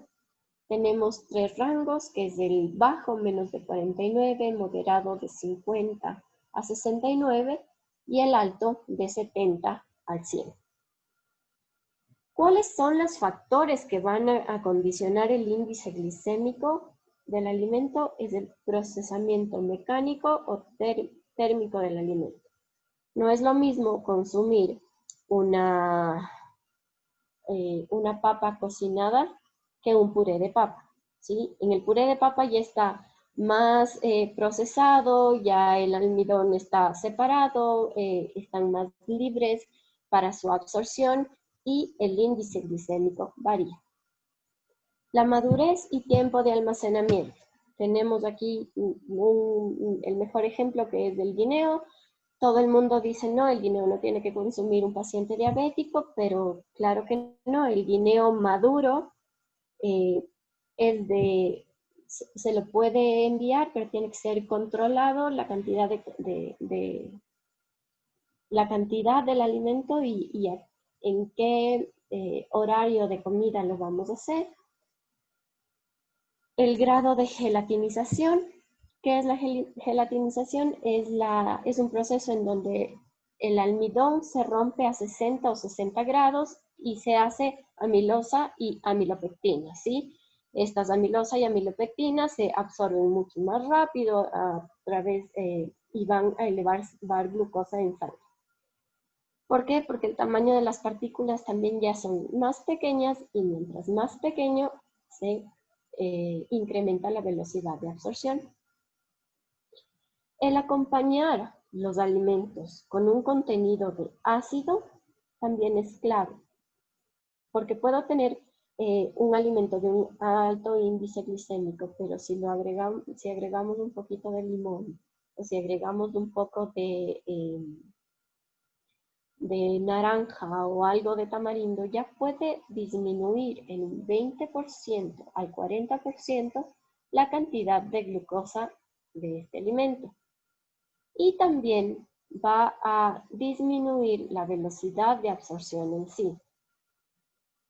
El unir un alimento con un índice glicémico moderado con otro de contenido de fibra o grasa también disminuye la velocidad de absorción y por ende su repercusión en sangre puede disminuir. Mientras más crudo el alimento, menos índice glicémico y menor velocidad de absorción. Por eso se dice que los carbohidratos refinados, aparte de ser altos en azúcares la mayoría, también se absorben de una forma rápida y elevan glucosa en sangre. Vamos ahora con la carga glicémica. La carga glicémica puede ir entre alta, si es que es mayor de 20, media entre 11 y 19 y baja si es menor de 10. ¿Qué es esto? Esto considera la velocidad de elevación de glucosa en sangre y la cantidad de carbohidratos por porción de consumo. También evalúa la intensidad de la respuesta insulínica que va a provocar el alimento. Esto se lo calcula así. Sí, tenemos que considerar el índice glicémico por los gramos de carbohidrato por porción dividido para 100. Aquí tenemos un ejemplo de la Coca-Cola y la sandía. La sandía tiene un índice glicémico de 72, por ende va a tener muchas guías dicen, o los médicos muchas veces dicen, no, entre las frutas que usted no debe consumir está la sandía porque eleva azúcar rápido en sangre. Pero no consideramos que esa sandía tiene 9 gramos de hidratos de carbono en una porción de 120 gramos, lo que, a pesar de tener un índice glicémico alto, su carga glicémica es baja, apenas es de 6. Entonces, ¿mi paciente diabético puede comer sandía? Claro que sí. La Coca-Cola tiene 63 de índice glicémico en una lata de 350 ml con 39 gramos de carbohidratos por porción, en donde nuestra carga glicémica sería de 24, ¿sí? Entonces, para yo llegar a enviar un alimento, más que fijarme en el índice glicémico, valoro la carga glicémica dentro de mi preparación. Y es de esta forma en donde nosotros podemos tener un plan alimentario flexible, ¿sí? Sabemos que el índice glicémico le da la calidad al alimento, pero la carga glicémica determina la cantidad que se le va a dar al paciente. Si tenemos un alimento con un índice glicémico bajo, pero una cantidad elevada de carbohidratos, esto nos va a dar una carga glicémica elevada. Si tenemos un índice glicémico alto, como es el caso de la sandía, y tiene menos cantidad de carbohidratos, mi carga glicémica baja. Entonces diré que este alimento lo puede consumir mi paciente. Vamos con el conteo de carbohidratos, ¿sí? Este se utiliza específicamente para pacientes con tratamiento insulínico instaurado.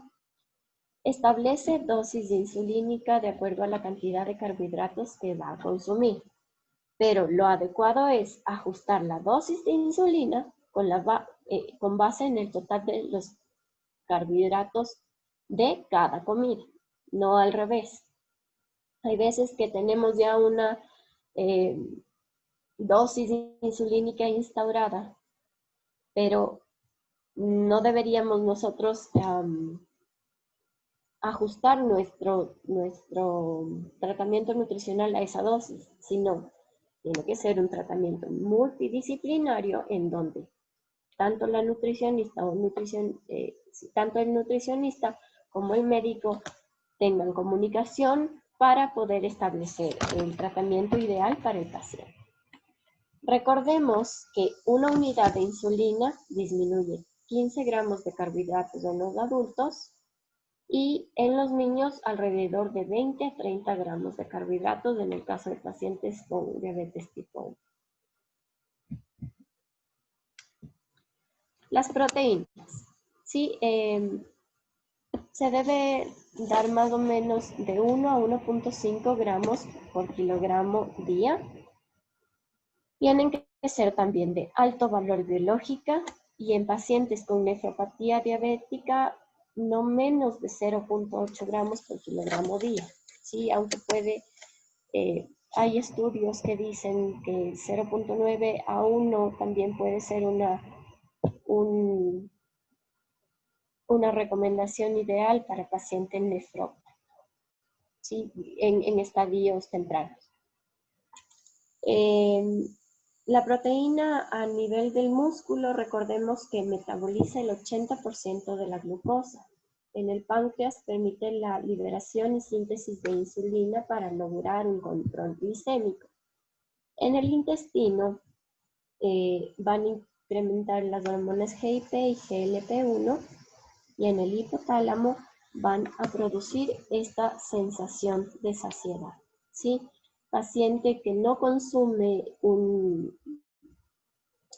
proteínas tiene riesgo de desarrollar sarcopenia. El paciente sarcopénico tiende a elevar su resistencia periférica a la insulina, lo que conlleva a un menor control de la glucosa en sangre. Tenemos las grasas. En sí está entre las tres organizaciones, tenemos que las grasas totales deben ser individualizadas siempre y cuando se encuentren dentro del 35% del requerimiento calórico total, o según las guías latinoamericanas menor al 35%, siendo el sobrepeso y obesidad con un objetivo menor al 30%, ¿sí? Ya que a mayor cantidad de grasas totales también se eleva la cantidad de grasas saturadas. Las grasas saturadas tenemos menor al 7% del valor de grasas totales. Igualmente concuerda la guía latinoamericana, pero el estudio europeo de diabetes, la Asociación del Estudio Europeo de Diabetes, recomienda que debe ser menor al 10% de las grasas totales, pero si es que tenemos pacientes con un LDL alto, mantenerlo en un rango menor al 8%. Las grasas poliinsaturadas, según la ADA, tiene que ser su consumo mayor a dos veces por semana el consumo de pescado. Si bien es cierto, no hay un estudio en donde determine por qué mecanismo las grasas poliinsaturadas benefician con el control glicémico, y todavía está en debate, pero tiene que ver mucho con la permeabilidad de la célula, ¿sí?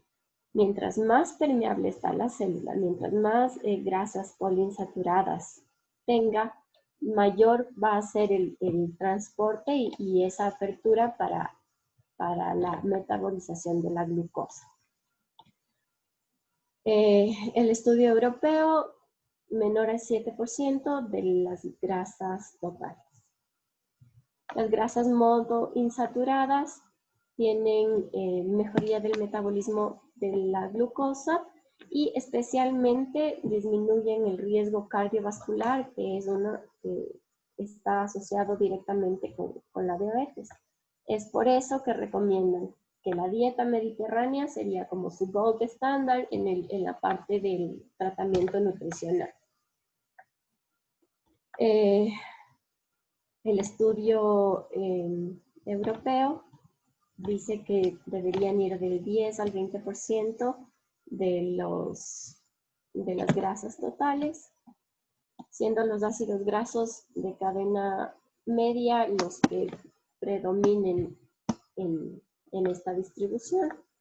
Y en Latinoamérica del 12 al 20% deben ser las grasas monoinsaturadas las que ocupen su lugar dentro de las grasas totales. El colesterol, menos de 200 miligramos día. Las guías latinoamericanas no te dan un aporte diario o una recomendación diaria, pero dicen que consumir pescado por lo menos 2 veces por semana ya cubriría esta parte. Y el estudio europeo dice que si hay un LDL mayor a 100, podremos dar menos de 200 miligramos al día. ¿Sí? Ahí concuerda con las guías ABA. Los ácidos grasos omega 3 también están en debate, sí, porque si bien es cierto no hay un beneficio o no hay una acción directamente en el control de la glucosa, sabemos que se necesita DHA, EPA y ALA para prevenir las enfermedades cardiovasculares. En Europa nos dicen que debería ser el consumo mínimo de 2 a 3 pescados por semana, pero las guías latinoamericanas en sí no mencionan cuánto debería ser el consumo de omega 3, pero a nivel general sabemos que el omega 3 reduce el riesgo o disminuye triglicéridos en sí, reduce el riesgo cardiovascular, también ayuda con la parte de disminuir la inflamación y siempre tiene que consumirse diariamente. Si nosotros tenemos inflamación mediada por estrés, por sobrepeso, por enfermedades hipercatabólicas, ¿sí? O en estados depresivos en donde ya también se ha relacionado el efecto del estrés en el metabolismo. Las guías latinoamericanas dicen que la suplementación con 1 hasta 3.5 gramos de omega 3 día reduce los triglicéridos.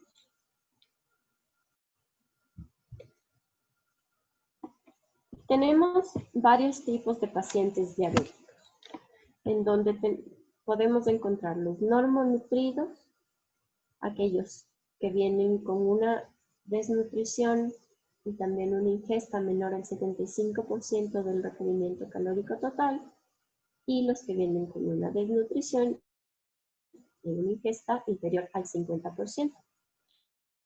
Si tengo un paciente normonutrido, vamos con un plan de alimentación más educación nutricional, porque puede cubrir todo con la dieta bio-oil. En el segundo caso, tenemos una ingesta menor al 75% del requerimiento calórico total, entonces ya me marca el inicio de una suplementación vía oral. En los pacientes con una ingesta inferior al 50%, inicio suplementación vía oral con monitoreo estricto, o en ciertos casos ya necesitaríamos iniciar una alimentación por zona. ¿Cuáles son las características de los suplementos a elegir? El suplemento debe tener carbohidratos de absorción lenta, con un índice glicémico bajo. También deben tener prebióticos más fibra soluble para un MUPA, que como dijimos, no la grasa y la fibra van a moderar su absorción y por ende con mejor control glicémico. Y moderado en calorías, ¿sí? especialmente para pacientes que tal vez tienen sobrepeso, pero en el hospital o en su casa están comiendo menos del 50% o menos del 75% y me va a gastar sus reservas, especialmente proteicas, en donde me va a mantener el peso y también me va a permitir tener una recuperación nutricional. Y tiene que ser hiperproteico, ¿sí? Para mantener la reserva muscular y prevenir el catabolismo, como les dije.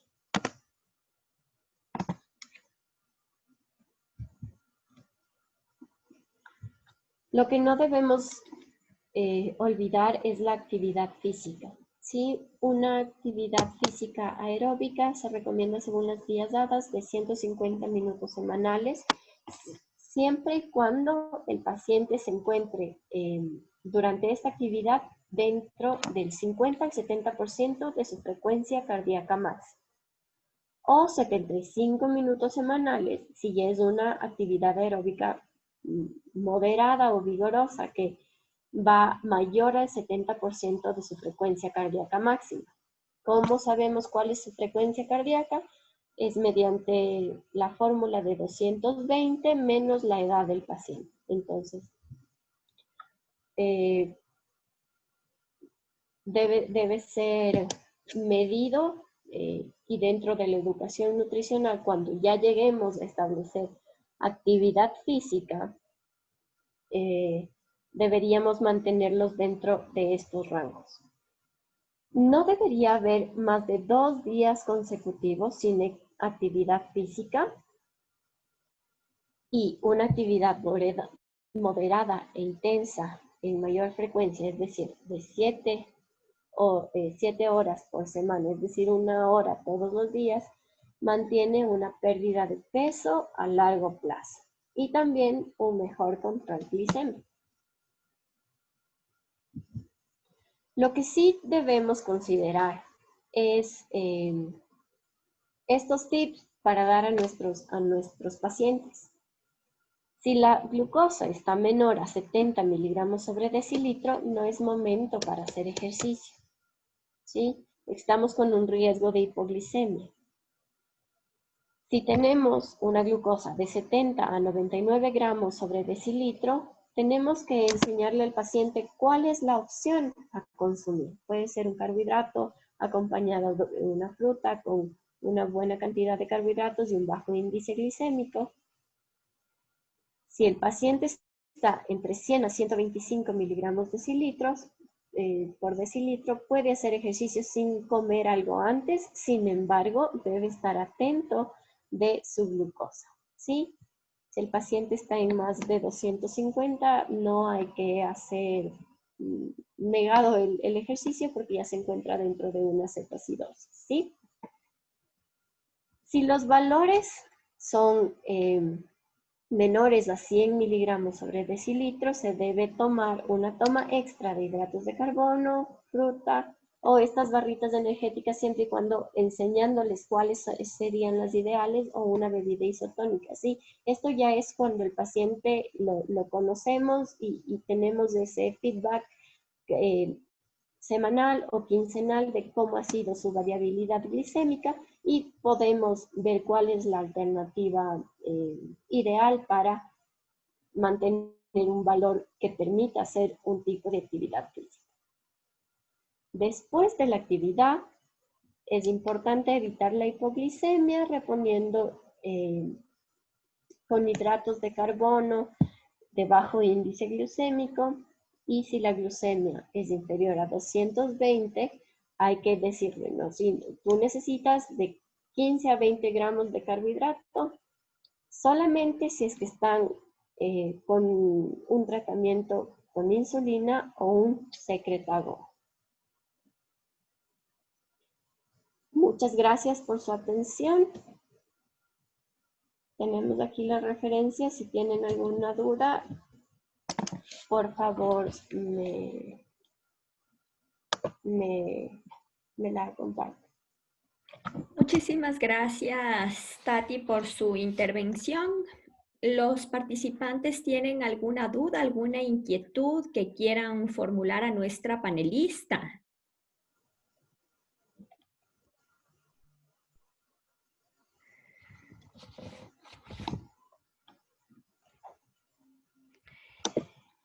Muy bien, quiero comentarles que en la Escuela de Nutriología tenemos alianzas con la Sociedad Argentina de Nutrición, convenios con el Hospital de Especialidades Carlos Andrade Marín, y queremos agradecer a todos los participantes, agradecer a nuestros panelistas por haber asistido al webinar Educación Diabetológica. Para cerrar, quiero recordarles que el primer paso es la concienciación de que es necesario un giro de nuestros hábitos alimenticios. Muchísimas gracias a todos y espero que tengan una buena tarde. Hasta luego, que pasen bien. Gracias.